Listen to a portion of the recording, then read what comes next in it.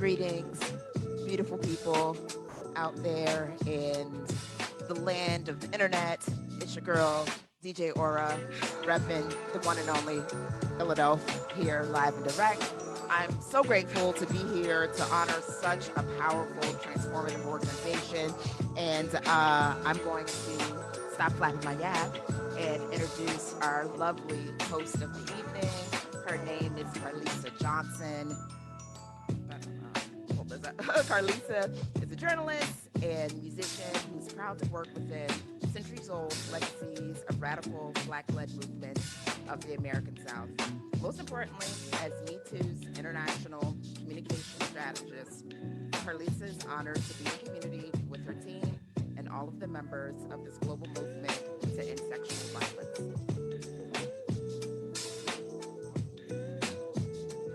Thank you, DJ Aura. Thank you for the intro. Thank you for the nice beats. Thank you.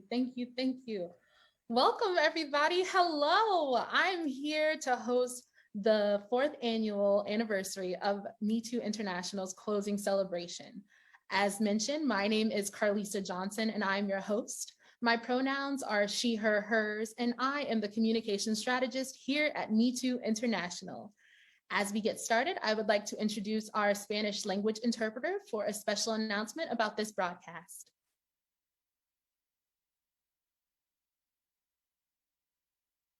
Good evening and welcome. I will now proceed to give instructions for Spanish interpretation for whoever requires it for this event. Buenas noches. Es un gusto tenerlos con nosotros. Bienvenidos. Si desean escuchar este evento en el idioma español, por favor, llamen a la línea gratuita 844-857-5555. Lo repito, el número de teléfono gratuito es 844-857-5555. Una vez que hayan llamado a la línea, por favor, marquen el código de acceso 811-7900. 811-7900. Al final del código de acceso, por favor, marquen la estrella. Esta información se pondrá también en el chat. Muchas gracias y que tengan un gran evento. Thank you for that. Thank you. Thank you. Again, I want to welcome you all to this evening celebration. I am so excited to be here with you tonight, not only because it has been a very hectic week and this marks the end of the work week, but because I am proud to be in celebration with you of this momentous occasion and be in community with all of you. So I am hoping that the energy is going to be off the chart. I know we're in a virtual space, but speaking of our energy, as mentioned, we have the fabulous DJ Aura with us tonight, providing the soundtrack for this celebration and keeping the energy hype in this virtual space. And Aura is a Philadelphia-based DJ, a dancing whisperer, and a purveyor of sultry vibes. Okay, we are keeping the vibes hot for the evening. As you know, we are gathered in celebration of the 4th anniversary of #MeToo. This celebration of 4 years of progress. It is a celebration of the many who have come before and laid the foundation, and of the folks who have really raised their voice in this moment. So with that said, we have a fantastic evening planned for you. So make sure you stay with us the whole time. Again, I know this is in the virtual space, but I'm here for you. DJ Aura is here for you, and we're gonna keep that energy up. I know that we want you to be comfortable. Do what you need for yourself. Make sure that you are prepared. If you need to take breaks, grab something to eat, and fully cement yourself in the joy of 4 years of resistance. This evening, we will highlight our collective movement wins, hear from Tarana Burke and MeToo board member Wade Davis, listen to the sounds of Resistance Revival Chorus, and of course, be in conversation with my beautiful colleagues, the MeToo International team members. Then, directly following our evening celebration, we will have our fabulous dance party. I know you're asking yourself, how can we have a virtual dance party? Well, you know the phrase, dance like nobody's watching? This is what they were talking about. I know you're getting sick of hearing me talk, and I promise we will get started in just a moment. But before we do, here are a few more reminders. ASL and closed captioning are available. We have healing support specialists available to support you in our Facebook live stream chat. We do have our Spanish language call-in line, and the number is pinned in our Facebook chat. We have a fabulous celebration guide that offers some additional contacts, snack suggestions, and a fabulous playlist made by yours truly, and self-care tips.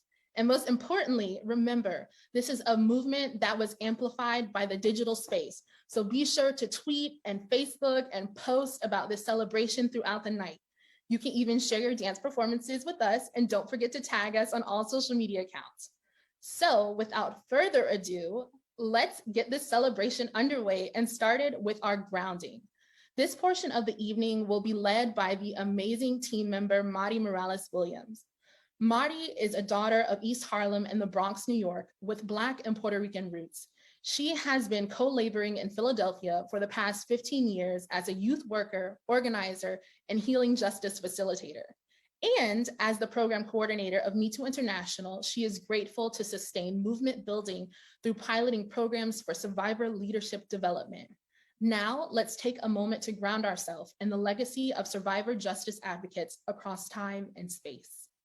Yes, thank you so much, Carlisa, and happy Friday, everyone. I'm so grateful to be here, so grateful that it's Friday, and grateful for this next 2 hours that are going to continue to just pour into our collective spirit of joy and resistance.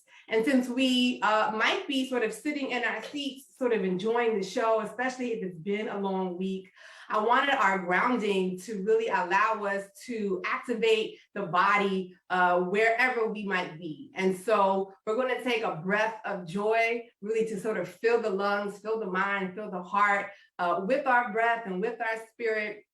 I want to offer to do this standing, but if that's just not what your body is feeling today, it's all good. Or if standing is just not something you have access to in this moment, you can stay right in your seat. I'd invite you to scooch a little bit forward in your chair if you are sitting.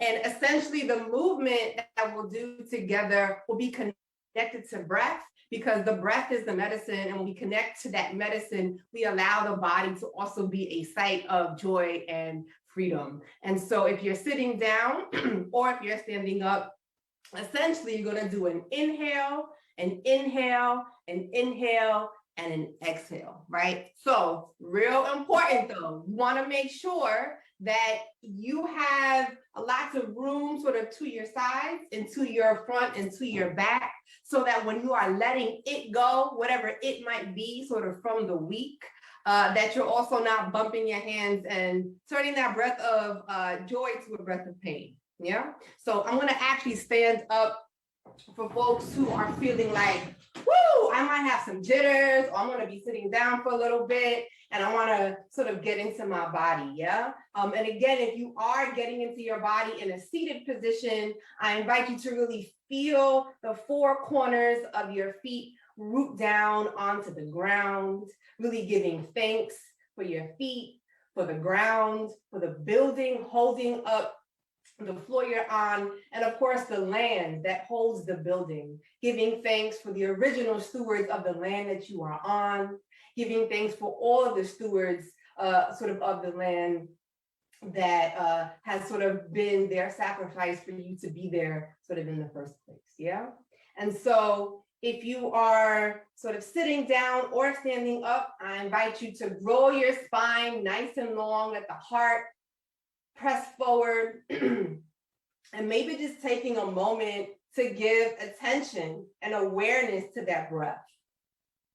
Attention and awareness to the full scope of your beautiful, precious, miraculous body. Deep gratitude for the breath, this thing that we are constantly doing that keeps us alive, a sign that we are here.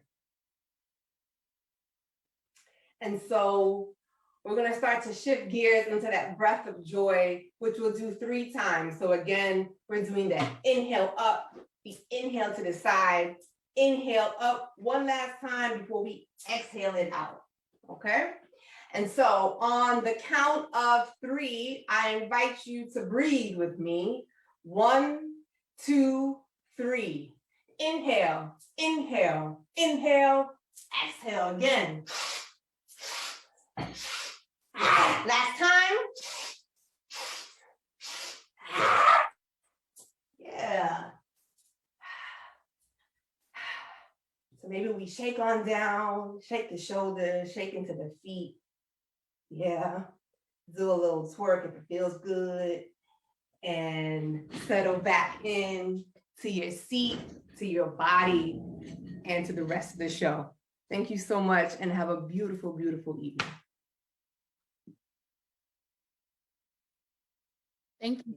Thank you so much for that beautiful grounding, Mari. I appreciate it. I was a little nervous, but shaking it out, breathing, remembering to breathe, so important. I appreciate it so much. As you may know, the theme of our 4th anniversary is Beyond the Hashtag. For some, this may seem like a call to abandon the very hashtag that has brought us together, but instead we use Beyond the Hashtag as a call to action. But more than anything, Beyond the Hashtag is our collective acknowledgement that the work within this movement to end sexual violence exists and has existed both within and outside of the hashtag. Beyond the Hashtag is our way of acknowledging the work of our ancestors and their fights for body autonomy in the face of patriarchy. It's our way of acknowledging the communities forged by survivors that exist beyond the digital space. Most importantly, it's our way of acknowledging that survivors are much more than a hashtag. And with that, I am proud to present a video voiced by members of the Me Too staff and produced by the amazing Susie O'Brien of Red Beret Productions. Here is our anniversary video, Beyond the Hashtag.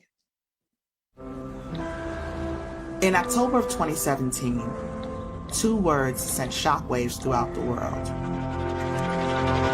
Tweeted 12 million times in 24 hours, #MeToo woke up the world to the pervasiveness of sexual violence. #MeToo got our attention, but it wasn't the beginning. Your presence, your dignity, your humanity matters. And it's not the end. MeToo International was born from the voices of survivors, a commitment to heal, and the audacity to imagine a future free from sexual violence. We serve communities where survivors live and work, connecting them to resources while taking action to disrupt sexual violence and the systems that enable it. Our network of survivors and dedicated allies has expanded worldwide, despite massive opposition that seeks to silence their truths. We push back against harmful rhetoric that uses survivors for political leverage, salacious headlines, and public fodder.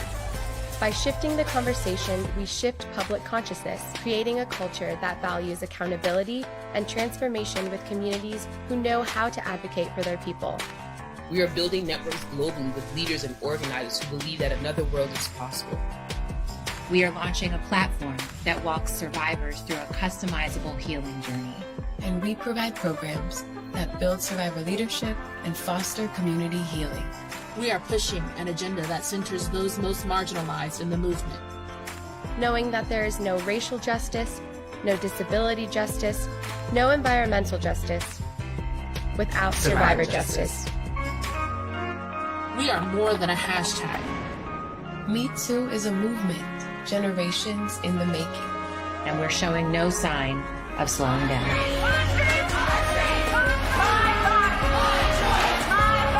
What we represent here today is a reminder that we are human beings, not hashtags. Join us in celebration of the survivors and supporters who keep this movement strong. Join us as we build a future full of progress and possibility. A world free from sexual violence awaits all of us. Beyond the hashtag.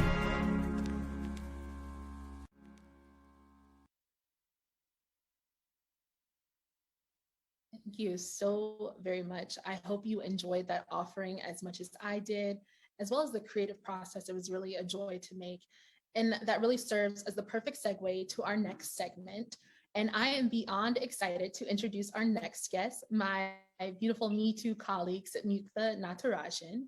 Samyuktha is the oldest daughter of Tamil immigrants, an educator, and the engagement specialist at MeToo International.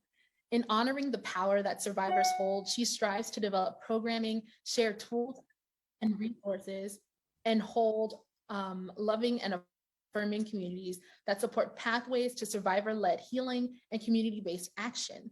Samyuktha is joining us to explore the wins, those moments of progress that have propelled this movement forward and continue to weaken the culture that enables sexual violence. It's also important to note the nuances of what we individually and collectively consider wins as we enter in this conversation. While we may be abolitionists in values, we must still acknowledge that until our communities have concrete alternatives to our criminal justice system, we are working within that infrastructure. So with that said, please join me in welcoming Samyuktha. Hi, Samyuktha. Hello, my friend. Hello, everyone. It is such a joy and pleasure to be here. And to be able to share some wins with you all.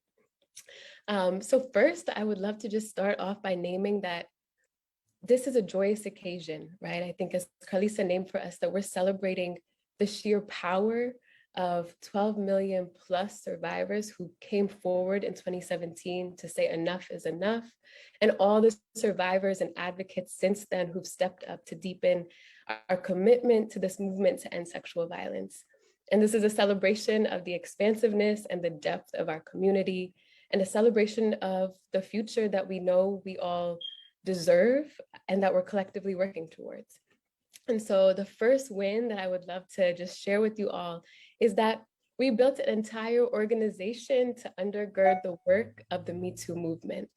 MeToo International exists and it is in the world, and as a survivor, I'm grateful to be in this survivor-led space, in this organization, where I can be doing incredibly personal work that is transformative for me and for my community every day.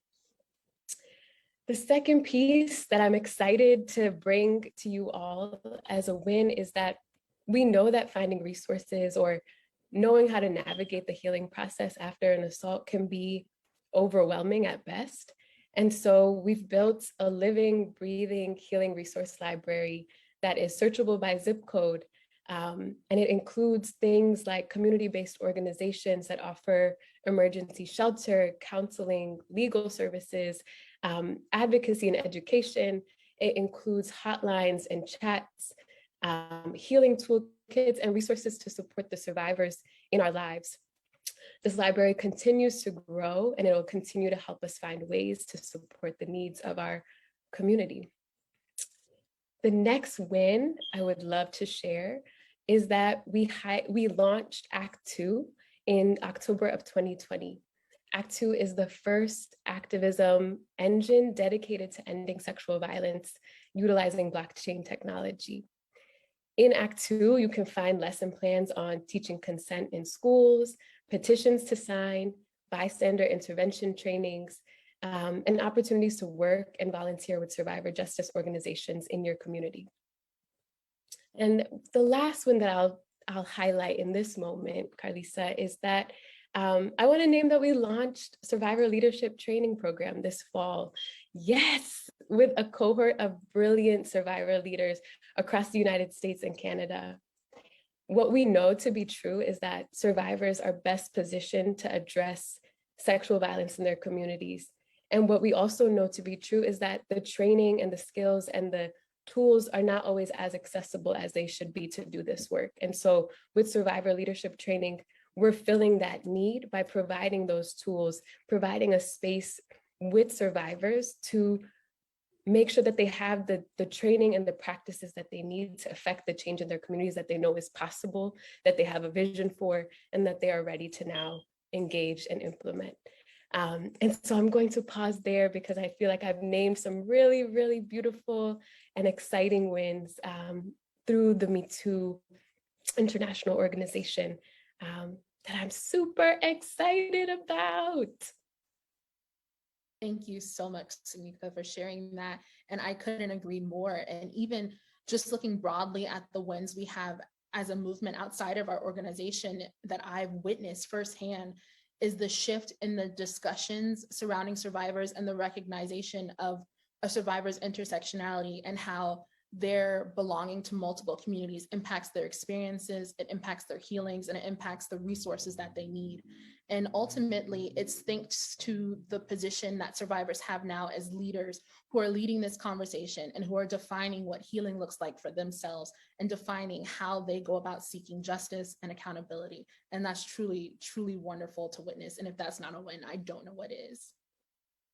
Yes, yes. Thank you, Carlisa, for lifting that up, because I think one of the biggest wins is really the way that we're talking about survivors and about this work overall, right? We've shifted the way that we look at survivors from framing folks as victims to now framing them as survivors and folks who are thriving in their communities and are impacting change in really transformative and beautiful ways. And so I thank you so much for lifting that up as well.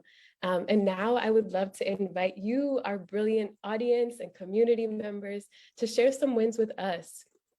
I would love for you to drop into this beautiful website here some of the wins that you have witnessed or experienced over these last 4 years when you think about the survivor justice movement. What are some personal wins you might want to share? And then consider, what has #MeToo made more possible?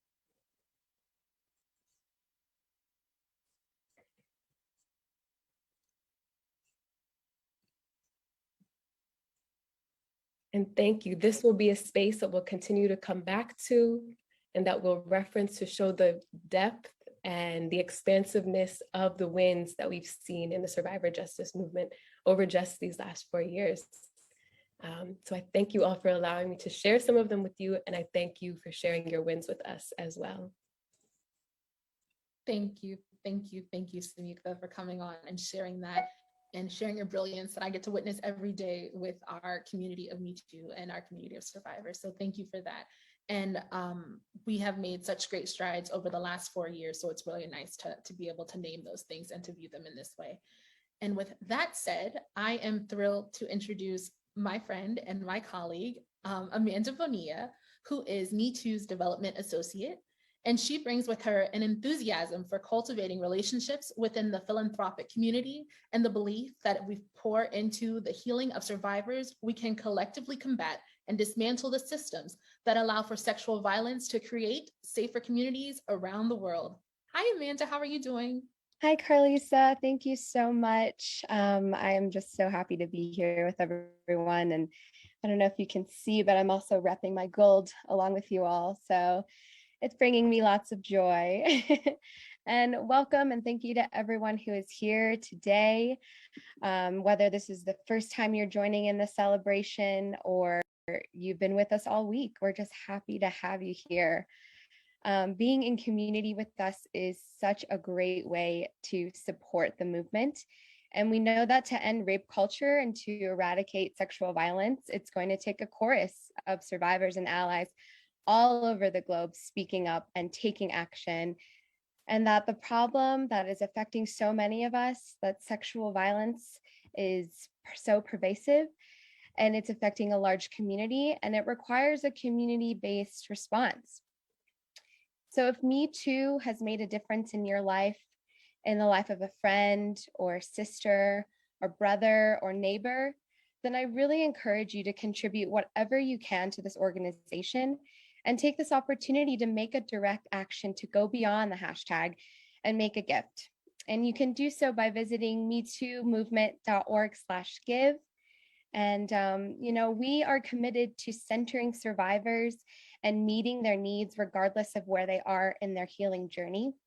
And with your help, we can continue to provide these virtual healing programs that Samyukta just named, and you can learn more about on our website to meet survivors wherever they are. COVID taught us that we can still be connected regardless of where we are through this digital space. Just during this morning session, actually, if you were there, Madi brought us a beautiful grounding practice, and I felt the energy of our digital community in the room, even though I was all alone. So I'm really grateful for the opportunity to have such a space and that Me Too International has created this beautiful space for us. It requires a lot of work and a lot of resources to put together these offerings, but with your help, we can continue to do that. Unfortunately, there are a lot of misconceptions floating around. Me Too has a lot of money. Me Too has millions of dollars. And I wish that were true because we could do so much, but it's just not. We're actually a grassroots organization with a big name and an even bigger responsibility to our survivor community.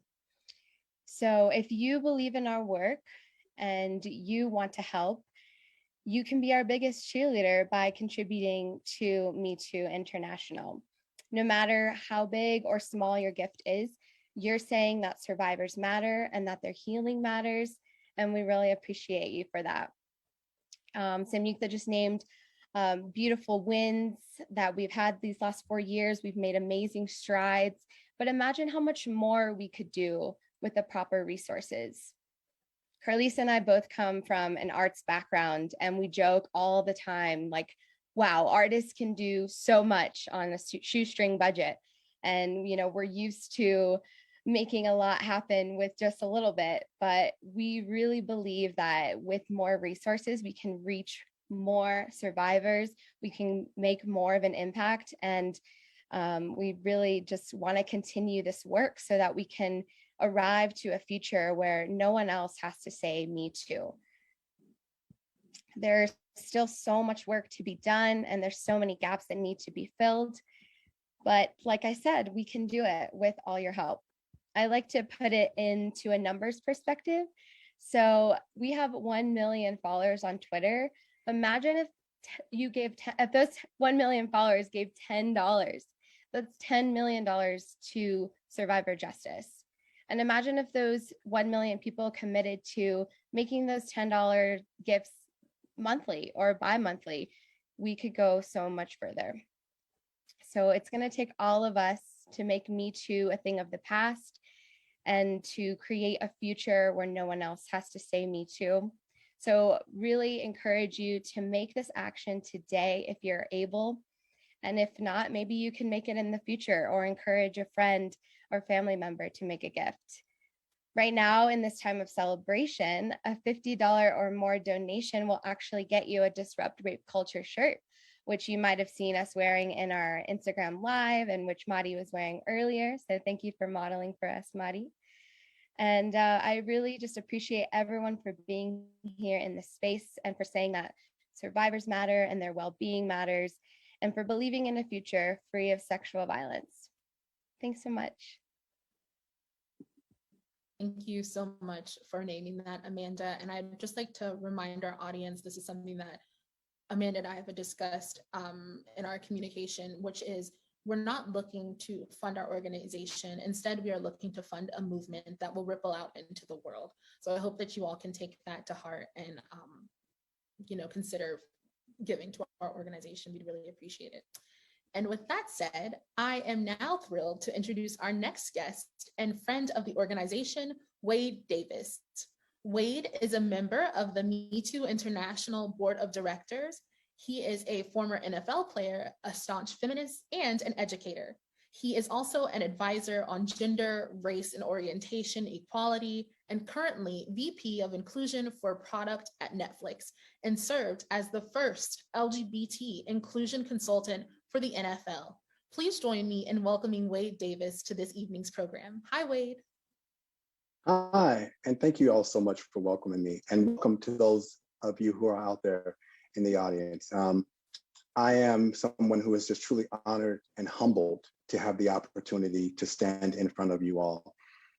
But I want to ground us in one of my favorite poems that I believe helps to highlight some of the groundbreaking work that Me Too does. And I'm going to read it so I don't mess it up. It's a poem by Lucille Clifton, and it's called "Won't You Celebrate with Me?" Won't you celebrate with me what I shaped into a kind of life? I had no model, born in Babylon, both non-white and woman. What did I see to be except myself? I made it up here on this bridge between starshine and clay, my one hand holding tight my other. Come celebrate with me that every day something has tried to kill me and has failed. When I think about the work of Me Too International and the work of our leader and my sister, Tarana Burke, I think about this poem because this organization is why that something continually fails. I think about when I was first asked to become a board member of Me Too International, I thought about the power of those two words, Me Too, and how those words actively work together to build, to heal, to love, and to provide spaces of joy. And then as I thought about the power of words, I thought about myself, and I thought about my introduction to feminism. I remember reading my first Bell Hooks book. I remember reading my first Audre Lorde. I remember reading my first book by Brittany Cooper. And when I truly invested to understand what feminism was, what it is, and how it operates, I found the language to describe what was happening to me as a Black gay man. And I thought back to, wow, like that's the power of words, the power to be able to describe, as Baldwin says, what is happening to you means that you can overcome it. When you can describe it, you can overcome it. And the Me Too organization, Me Too International, creates the conditions for folks to name themselves as survivors, not as victims, right? Like that, again, highlights the power of words.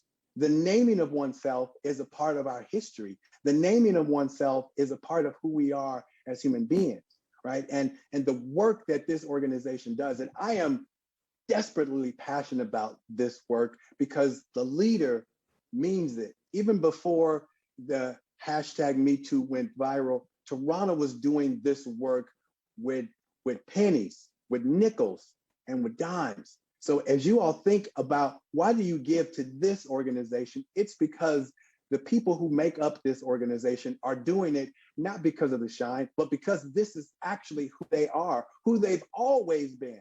And what organization do you know has a leader who has been doing this work before it was shiny, before it was thought of to be anything else but the work of healing, but the work of survivors, right? Like our sister, Tarana, has been doing this work when no one thought it mattered. And she's still doing this work. I want you to continually join us in doing this work. And I'm using the language of work with intention because it is work to bring communities, to bring people, to learn how to love yourself is work. It's an active work in a world that tells us we're not enough, that we're not tall enough, we're not short enough, we're not Black enough, we're not brown enough, we're not white enough. Like this takes work to push back. Because we all know that when we're not actively fighting to push back against the work of patriarchy, that work is constantly building, that it's not remaining static. So when I think about all of the male identifying friends that I have who ask me, like, why are you a part of this movement? Why are you a part of this organization? I say that if you really read, this work is about survivors. And all of us at some point in our lives might be a survivor. And that means there's space for even male identified folks to be a part of this movement, to be a part of this work, to do just like I did, to find the language to describe what might be happening to you, but to also get proximate to the experiences of others. And when we do that work to get proximate, when we humble ourselves, we can actually find points where we can actually join in this organization, whether it's to give, whether it's to advocate online, whether it's to march, whether it's to have conversations over the kitchen table. We all have an opportunity to find places where we can do this work in solidarity and in love. I want to end this with a quote by the Indigenous Australian activist Leela Watson. And she said, "If you've come here to help me, you are wasting your time. But if you have come because you understand that our liberation is bound together, then let's get to work."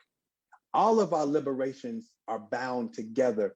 When one of us is not safe, all of us is not safe. So I implore you all, get involved, stay active, find your voice, find your space, and find love. Thank you all. I'm grateful, and I can't wait to hear from so many more of you all. Thank you so much, Wade, for that offering. You have truly articulated what dynamic inclusivity can accomplish, and it is truly wonderful to have you as a part of the Me Too International community and of the community of this movement. Okay, all right, folks, I hope you are still with us. So far, we have had a moment of grounding with the fabulous Mari Morales-Williams. We have watched our wonderful Beyond the Hashtag video celebrating this anniversary's theme.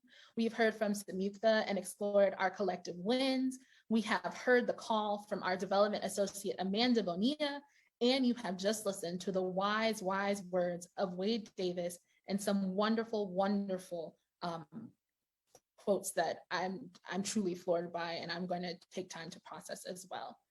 So with that said, I quickly want to check in with our DJ Aura. Check the energy, check the vibe. How you doing, DJ Aura? I'm good. How are you?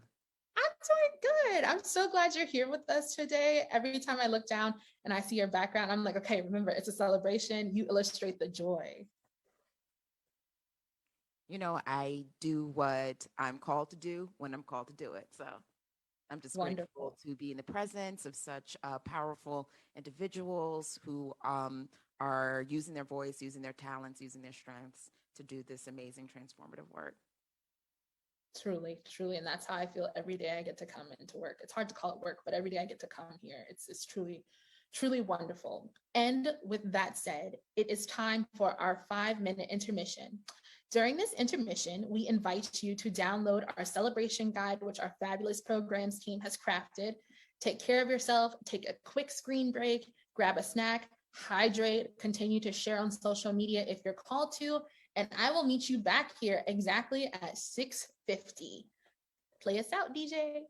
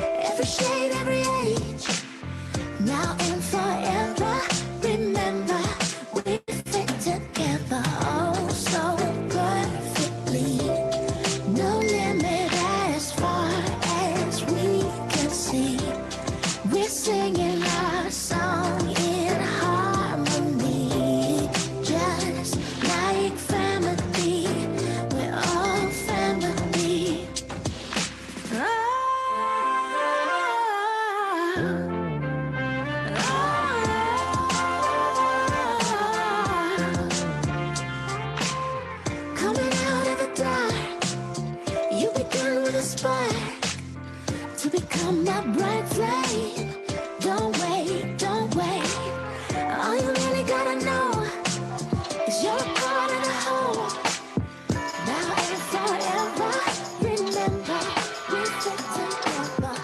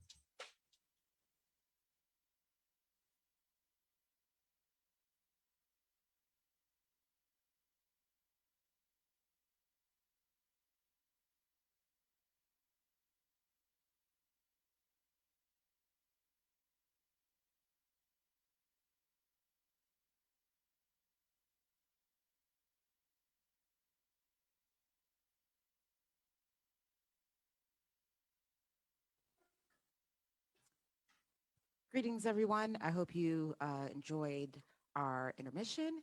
I am going to bring back our host, the amazing Carlisa Johnson. Thank you so much, Aura.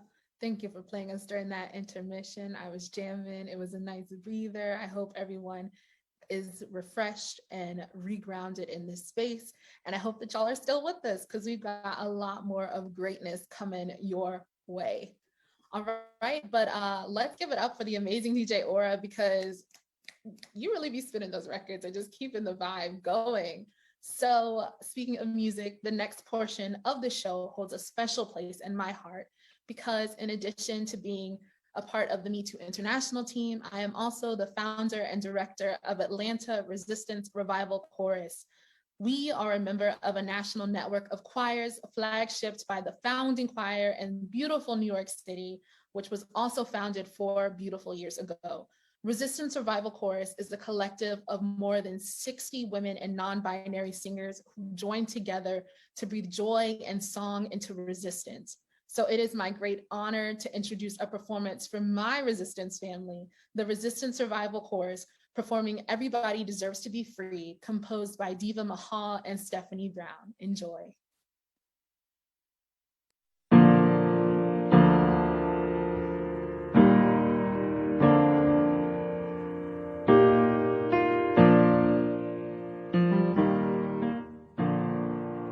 It isn't right for too many falling.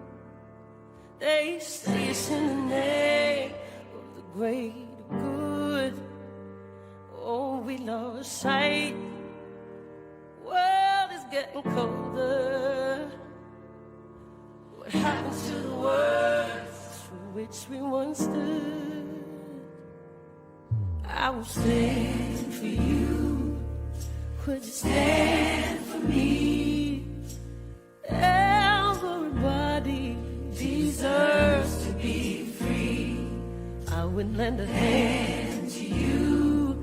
Would you lend a hand to me? Everybody deserves to be free. It's close to 9, but I'll leave a candle burning. Your way home won't give up the fight. Story isn't over, no. I won't let you all alone. I will stand for you. Would you stand for me? Everybody deserves to be free. I would lend a hand to you. Would you lend a hand to me? Everybody deserves to be free. Say, if you feel like I do, stand with me. If you hurt like I do, stand with me. Feel like I do, stand with me. If you hurt like I do, stand with me. Yeah. If you think it's a shame, if it gives you the blues, oh, I'm telling you, I will stand for you. Would you stand for me? Everybody deserves to be free. And I would lend a hand to you. Would you lend a hand to me? Everybody deserves to be free. I would stand for you. Would you stand for me? Everybody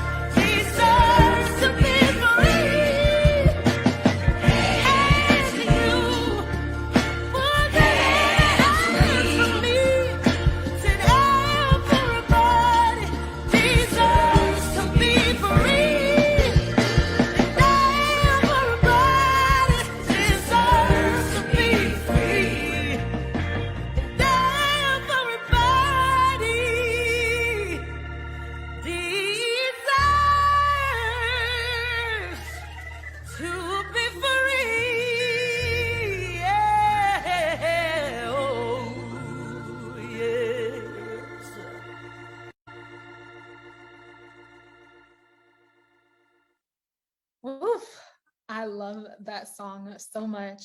Any chance I get to support my Resistance family, to shout out Resistance Survival Course, I'm here for it. They really did it with that song. And it serves as a beautiful reminder that many hands make light work. That is the defining factor of movement work. We need many hands and many voices.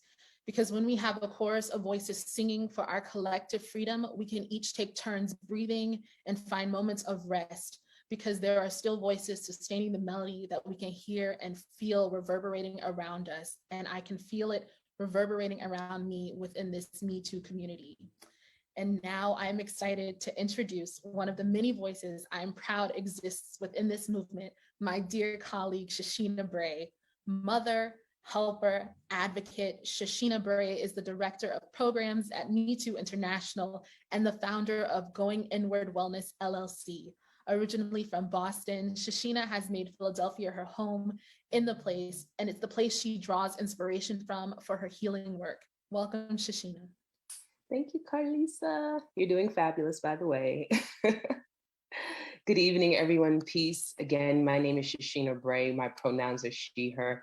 I'm grateful to have this opportunity to be in celebration with you.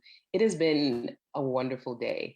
As someone who is working in programs and concerned about all the details, I was messaging earlier, like, this has been smooth like vegan butter. And so I'm just so happy for our team and our community and the ways it's expanding. And I'm happy that people are coming to better understand who we are beyond the hashtag, and that our work is growing, and that we're growing into a lot of these visions that Tarana had for what Me Too could be, visions that we've come along and added onto and grown. And so I'm here to announce something. I'm here to share something pretty big with the world. On December 1st, on December 1st, 2021, we will be launching Survivors Sanctuary. Survivors Sanctuary is a fully self-guided healing platforms for survivors. I'm gonna let that sink in for a moment. And so if you've been to a Me Too program, if you've read anything on our site, you know we are committed to healing. It's the reason why we do grounding at the beginning of everything, why we're always sending out healing resources, why we actively update all of our healing resources on our website. That's a plug. So if you haven't visited our healing resource on our website, please go to our website, metoomovement.org, and check out our healing resources.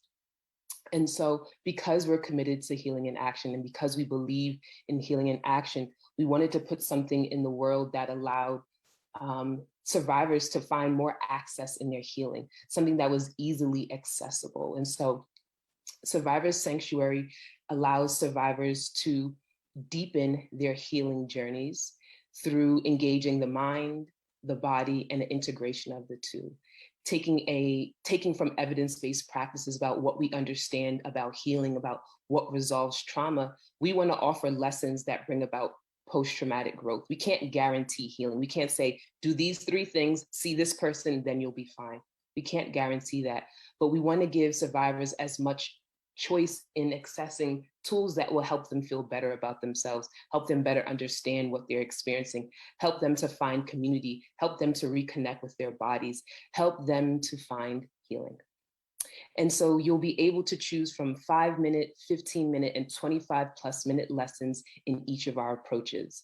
And this, again, gives you the opportunity to consider, what do I feel like today? Do I need to step into something? Am I needing some grounding? Do I need something really quick? Or do I have the time to really dig in today? When you come to the platform, you'll be able to register as a user. You'll be able to save lessons. You'll be able to come back to lessons. You'll be able to favorite lessons that you really enjoyed. You'll be able to engage in practices like gratitude, the breath of joy, which Madi demonstrated for us earlier, working with your triggers, somatic practices, a yoga practice that is being created specifically for users of Survivors Sanctuary. So if you're excited by this, if you're looking for new tools, if you have been thinking, what can I refer my friend to? What do I tell that person, that survivor in my life about the resources that are available to them? We hope that you'll start referring Survivors Sanctuary. And so if you're interested in learning more, please make sure that you sign up. We have an interest form. You can check out the link below, bit.ly Survivors Sanctuary, to find more information. If you're on our email listserv, we did send an email earlier today that highlighted and announced Survivors Sanctuary. I have to say, this is something we are really, really excited about. This is, we are collectively birthing a really amazing baby that is going to love and nourish so many. And so in that, I also want to make sure that I honor some of the people who have contributed to the growth and Survivors Sanctuary coming into its fullness. Tarana having this idea and vision for collective healing for survivors, for Biani Perez for coming in last year and really starting to shape curriculum and start to think about what a collective healing experience could look like, for PG Watkins and Akuya Sadwa, who came along this year to support Biani and I in really building out curriculum, not only writing curriculum, but practicing it, right? Bringing them their full selves into the experience so that we can ensure that we were creating lessons that would resonate, so that we could ensure that when survivors come to this platform, they feel seen and they feel held. So I hope that you will join us in Survivors Sanctuary. I hope that you will continue to deepen your healing journey wherever you are at in that journey, and consider this a part of it. Again, please make sure you register so that you can be first notified when Survivors Sanctuary goes live. And then the last thing I'll say is, because we're a global organization and we're also committed to access, we're already thinking about next iterations of Survivors Sanctuary. So we're already excited about bringing more videos, more audio, more language considerations, and also building out more lessons that are culturally relevant to those survivors outside of the States. So we hear you, we see you, we're getting there. But yes, please join us December 1st for the opening of the doors to Survivors Sanctuary. Thank you so much, Shashina. That is, I'm so, like, I know I speak for the whole Me Too team, for the Me Too community, for everyone. I am so excited to see this offering come to life and to truly see the impact it will make on the lives of many survivors, I'm sure. Yes. Thank you so much. And thank you, programs team and COM. Always got to shout out the teams. Thank y'all. Always, yeah. Y'all make all of this happen. So Yes. grateful. Yes, it's collaborative work that's truly beautiful. And with that said, I don't know how I'm going to segue into this, but it's almost time for our dance party. And I know y'all are getting excited because you've already seen how DJ Aura brings the vibes to the celebration space. And so I know once we don't have to worry about Facebook copyrighted music anymore, it's going to be lit at this dance party that will exclusively be on the Me Too website. But before we get to that, the lady of the hour, who I know many of you have been waiting for, we have the illustrious Tarana Burke coming up. A proud native of Bronx, New York, Tarana's passion for community organizing began in the late 1980s. As a young girl, she joined a youth development organization called 21st Century. She launched initiatives around issues including racial discrimination, housing inequality, and economic justice. Tarana's organizing and advocacy work continued throughout college, and upon moving to Selma, Alabama, her career took an intentional turn towards supporting survivors of sexual violence. Tarana has used her platform to share her long-standing belief that healing is not a destination, but a journey. This philosophy has inspired millions of survivors who previously had to live in isolation to deal with the pain, shame, and trauma of their experience. And with that said, it is truly my privilege, my honor, to introduce two-time New York Times bestselling author, 2017 Time Person of the Year, and all-around dynamo, Miss Tarana Burke. Thank you, Carlisa. That was, I keep saying I need to probably have you follow me around just to make intros when I go places. That was lovely. Thank you. This has been quite a week, but certainly quite a day. I have to start sort of what would normally be at the end and give just an amazing shout out to this team. You know, it's been, and I hope people on the team have seen the acknowledgments that I put in the book, because I could not have been a 2-time New York Times bestseller without trusting and knowing that this team was dynamic and hardworking and committed in the ways that you are. And you have pulled off so much work so well. And I'm so proud of just what keeps coming out. Sometimes I'm surprised. I look and I find out things when other people find out, like, wow, we did that. It's incredible. You all are incredible. I am so indebted to you for the level of commitment that you have shown to the organization. But this week, this anniversary of the hashtag of the Me Too hashtag going viral is really important. And some people question why we celebrate it, because it's not the anniversary of the Me Too movement, right? The anniversary of the movement would be somewhere in the fall, right? I don't have an exact date, but we know, I know the year, obviously. But the hashtag and the significance of the hashtag is important, because we would not have a national movement, an international movement at all, if the Me Too hashtag didn't go viral. People wouldn't know who I was. There wouldn't be no global recognition and all the things that have happened in the last 4 years. There certainly wouldn't be this organization. And so while we are clear that the hashtag is not the movement, that they're two separate things, the hashtag did amplify this movement in such a way that we have an unimaginable platform. And so it is incredibly significant to us, and it is really important that we acknowledge every year the anniversary, so that we can stay grounded in what happened that day, but also the work that's happened since then. I think that we don't talk enough. When people talk to me about my work or what I've done, or they talk in reference to the years before the hashtag, which is important, right? It's important to be grounded in the history of this movement. But I think it's equally important to know that we've spent the last 4 years working very hard since the Me Too hashtag went viral to kind of get our arms around the possibilities that it created. And, this moment now, I couldn't imagine on that day or even in the days after. I remember joking to one of my friends who said, well, you need to find somebody to help you manage this. And I was like, oh girl, this will blow over in about a week. Nobody think about no hashtags. And here we are 4 years later, and it's nowhere, no signs of slowing down. So I am just grateful. I'm grateful, and I want to continue to extend that gratitude, not just to the staff and the organization, but to the people who have been supporting this work in particular. I think of Me Too almost as big and little, and I think there are survivors and allies and advocates who have been plugged in very specifically to this work, to our work for the last 4 years, and the work of the people in the field that we are partners with and things like that.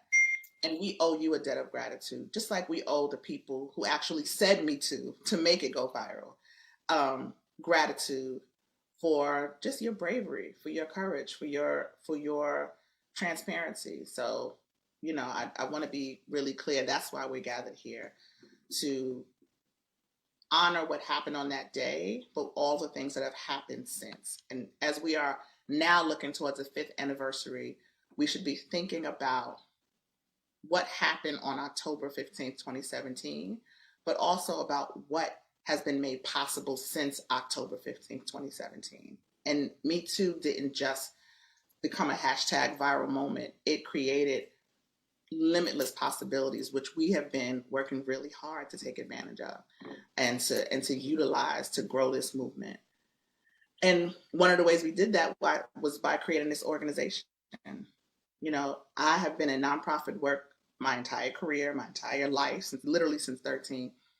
And I did not want to create an organization. I just wanted to do the work, be in the work. But it became abundantly clear after the 1st anniversary of the hashtag going viral that we probably needed to create a container for the vision, right? The vision for Me Too hasn't changed. The vision for this work hadn't changed. But if you don't have some kind of container to help see that vision come to fruition, it just won't happen by itself. It won't happen on its own. And so Me Too International was born at the end of 2018. And I can't tell you what it means to have an organization that is grounded in Black feminism, led by Black survivors who are here in service of our community and all communities that are affected by sexual violence, that prioritizes the voices, the needs, the healing, and the work to end sexual violence, particularly in Black communities and in marginalized communities. It is an accomplishment, right? There are not many of us, and so many folks have come and gone since I've been doing this work. So many people I've seen have tried and failed, including me, right? I put this work down many times for lack of resources, for just being tired, for being discouraged. So I am in awe of the fact that we are able to do this work and to do it at this capacity. We're growing steadily. It's been 4 years. We started out with just, 3 of us? It was about me, Danny Ayers, who is our CEO, Denise, Celeste, right? It was just a small group. And we've grown from that to now 11 full-time staff people. We'll be at 12 before 2022 comes in. That's a huge accomplishment. From an organization that was funded out of my back pocket and planned on my living room floor to an international organization that has staff people and programming and, is just an incredible trajectory. We have not done this work alone in the last 4 years. If not for the partnerships that we created along the way in the field, I don't know that we would have been able to accomplish very much. And I mean, that's just what community is about, right? We've partnered with the National Women's Law Center, the National Domestic Workers Alliance, Justice for Migrant Women. We created the Survivors Agenda with those organizations, and there are 30 other participatory organizations across the field of working on issues around sexual violence that create our steering committee and co-created the agenda with us. If you haven't seen or read the Survivors Agenda, you need to go to Survivors, I think it's survivorsagenda.org. Hopefully somebody will put it in the chat or something like that. But you can just Google Survivors Agenda. It is a brilliant and beautiful piece of collaborative work that, again, seemed unimaginable even 5 years ago. We did that over the last 4 years. We are in partnership with the Global Fund for Women so that the people around the world who found themselves looking for community after Me Too went viral in their own cities, towns, countries, can now talk to each other, can be in collaboration and in community with us so that we can build and grow and share resources, share strategy, and really, really, what's the word I'm looking for? Institutionalize this movement in a way that'll ensure that it'll be here and growing for years and years to come. Global Fund for Women has been an amazing partner. We have our survivor leadership training, which I'm so proud of. Like, the thing that I think people don't realize is a lot of what we're doing is new because we have new opportunity, but some of this stuff is the same stuff that we were doing back in Selma, Alabama 15 years ago. Survivor leadership grew out of the understanding that the people most affected, and it's an organizing principle, that the people most affected by an issue should be at the forefront of leading that issue. So survivor leadership training takes survivors of sexual violence and provides organizing training so that we are creating, cadres of folks around the country who are ready to be responsive to sexual violence in their community, not just around rapid response, but also to build the movement in accordance to the needs of their local space, and to amplify the movement so that people understand that sexual violence and working to end sexual violence is a social justice issue. And our survivor leadership training is sponsored by BetterHelp, which has been an incredible partner for us. If folks don't know BetterHelp, they are the organization, the online therapy organization. They have been an incredible partner. We've partnered with Movement for Black Lives to talk about patriarchal violence, and it is really important that we continue to have a conversation about the intersection of sexual violence and race, particularly as it shows up in the United States. And they've been an amazing partner to help to think through that, to talk about that, to plan around how we amplify that as an issue. And our We As Ourselves has been a partnership between Time's Up and the National Women's Law Center that we created to specifically talk about Black survivors and Black women and femme survivors who, as we know, are often ignored, who, we have to beg and scream and plead for people to even hear and listen to us. As we know, this is still a taboo issue in the Black community that we struggle around building conversation for. So, We As Ourselves is specifically for Black survivors. So I know that's a mouthful, but it's important that people understand that this is not just about the history of Me Too, it's about the future of Me Too. And there's so much happening in our future, in our organization. In a very, very simple, simply put, we are about healing and we are about action. And we have built our programs around those two ideas, that we exist to make sure that all survivors of sexual violence understand that there is a pathway to healing, that they can create themselves or that they can create in community. We want to make sure that you have the resources, you have access, and you have understanding. That is our job. We see that as part of our job. The people who said Me Too, who raised their hands 4 years ago, deserve to have resources that are specific, that are culturally competent. Those things are the kind of things that we're trying to provide in our healing work. And we're about action.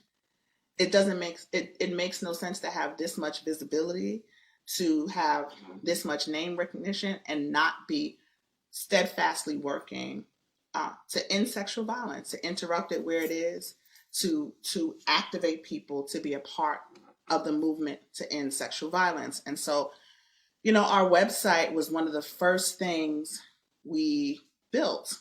And it was really a priority because Me Too is so big, there was no way to provide direct service to people. And there was no way to sort of answer the call widely. But by building a website that spoke to some of the basic needs that survivors have and that they had articulated to us, we were able to curate content for survivors and advocates, as well as healing resources and a library that's searchable by zip code so that you can find local resources in your community.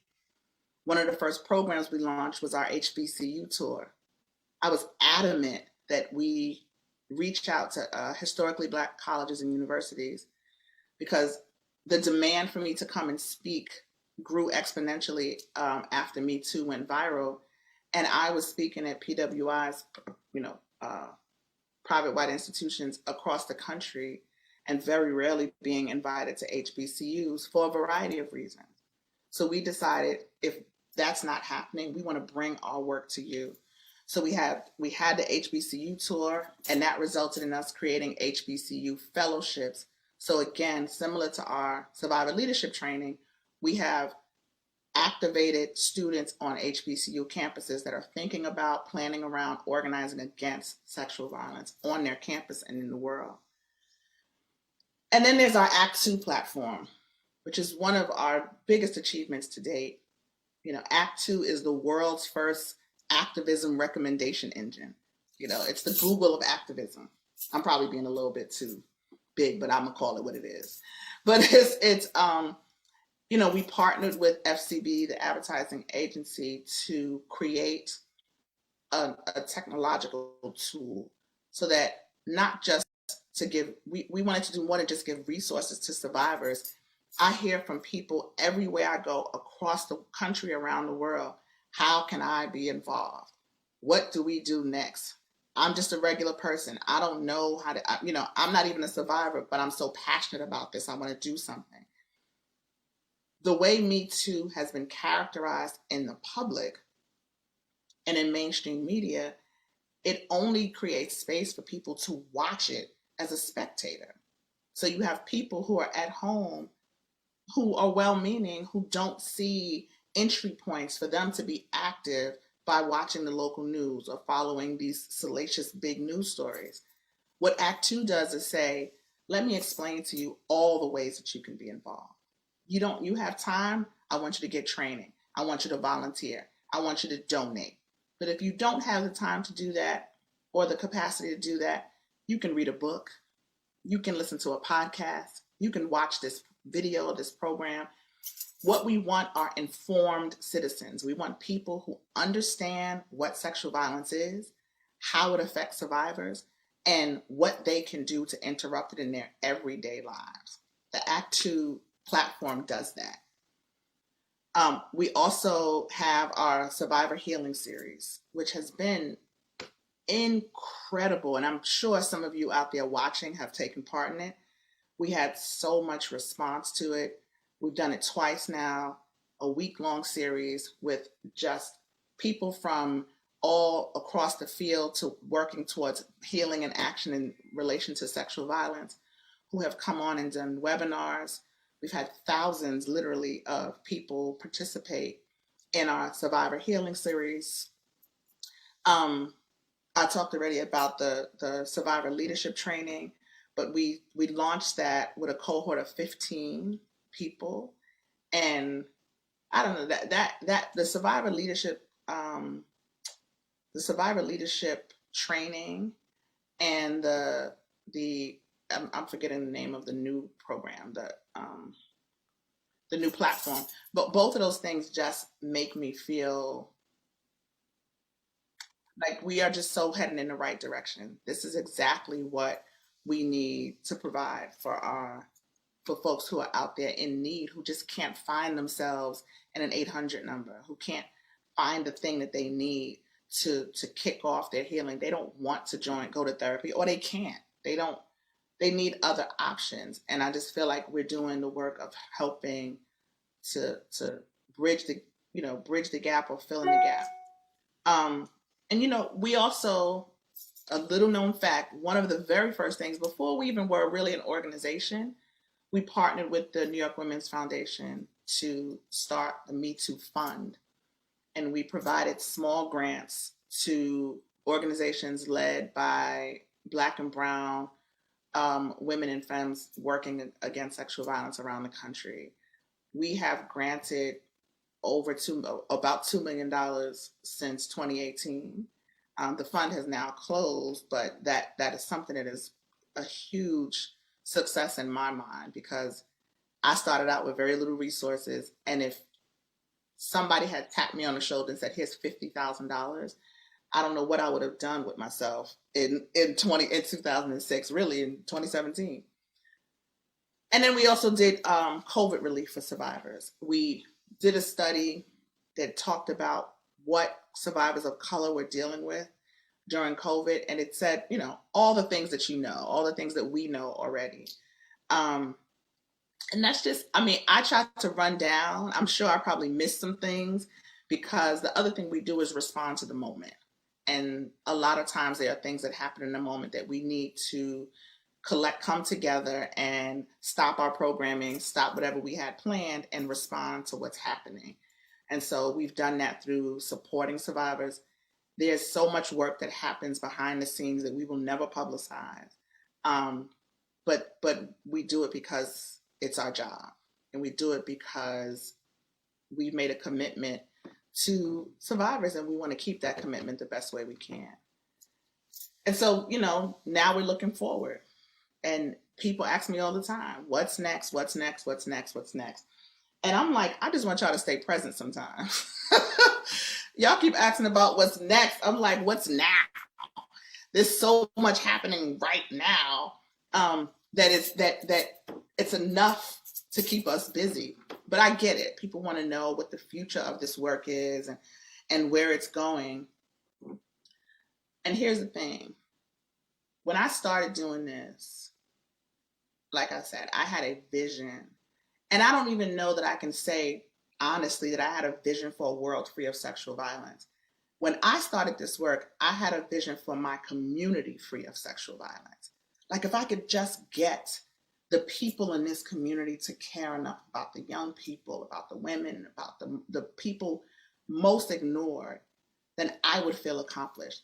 I want children to feel safe. I want little Black girls to feel safe. I want women to be able to walk down the street feeling safe in my community. That was where the vision started. By the time we encountered social media and, MySpace, not the hashtag, the vision had to grow, right? And that's sometimes what happens to us. You have to respond to the moment. You have to respond to the calling. The vision grew because the vision grew because the demand grew. And the demand grew as people found out and they said, no, this has to be bigger than your community. This has to be bigger than children because the issue is bigger than your community. The issue is bigger than children. The issue is bigger than women. And so I've spent the last almost 15 years responding and expanding the vision as necessary based on the moment. Well, the moment we had in 2017 is nothing I ever saw, but it didn't mean I had any less big a vision to respond to it. And so our organization and this work is in response to the work of ending sexual violence, but it is in response to what happened in 2017 as well. It's in response to what we've seen happening in our communities as well. It's in response to the deficit that we see all around this country and all around the world in work to end sexual violence. It is a response and our best efforts to try to fill the void. We can't do that alone. So I pray that the future of Me Too is about growth, is about us. And I keep talking this week about passing the torch and the idea that we don't want to pass the torch from one person to another. We want to light a torch and light one torch and be able to light so many others that we spark new vision, we spark new understanding, we spark new movement. This is not a proprietary movement. We're not selfish. We don't need to be number one. We don't need to be number 10. We just need to be in it and keep working in community and collaboration. I can't wait for the day to meet the young person who has come up with a vision that's bigger and better than the one I have for this organization. Because at the end of the day, what we're trying to do is stop something that is bigger than all of us, that demands our bodies and our death in order to succeed. And we won't allow that to happen. And whatever it takes, whatever we have to do collectively, individually, in community, nationally, internationally, we are here committed to doing that. That's what our future looks like. I want people to not think about the hashtag. This is why we named it Beyond the Hashtag, right? Because this movement, this work, this calling is bigger than a hashtag. It goes beyond the hashtag. It's bigger than any one news story or any one person. It is not about checking off boxes of what Me Too has done between 2017 and 2021. It's about what Me Too can make possible. What is it made possible in your life? Forget about what you see on the media. Take a minute and take stock in that. What has this movement made possible in your life? What is it made possible in your community, on your job, in your family, at your school? That is what we are trying to expand on. That is what we are the message we're trying to bring to the message. We want to make more things possible for survivors. So I know I'm past my time. I'm going to stop now. I just want folks to, follow this work, to divorce yourself of what you have heard about hashtag Me Too and who we are and what we do, and listen to the people that you've heard today, the staff people who work for this organization, the people who come in and support us. Judge us by the work that we're doing, right? Not just the stories you hear. Sign up for our newsletter so that you can keep up with the work that's going on. Drop a couple dollars in a donation thing because every dollar counts. This is not done for free. So go on and, this Friday, I know some of y'all just got paid. So you just go and drop a little donation and celebrate the anniversary. But mostly, I want you to be thinking about what is necessary. What can you do to interrupt sexual violence?